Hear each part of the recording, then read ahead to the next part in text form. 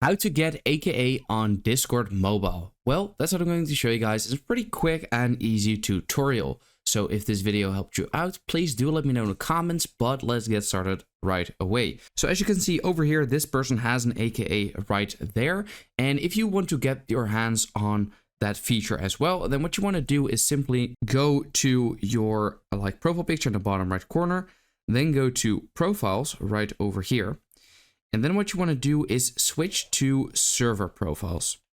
And then once you are here at the top, you want to make sure to select a server.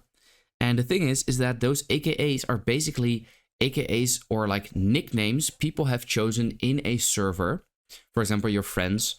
And when you have them as a friend, then you can also see the AKAs, so like their nicknames from different servers. So different server profiles basically.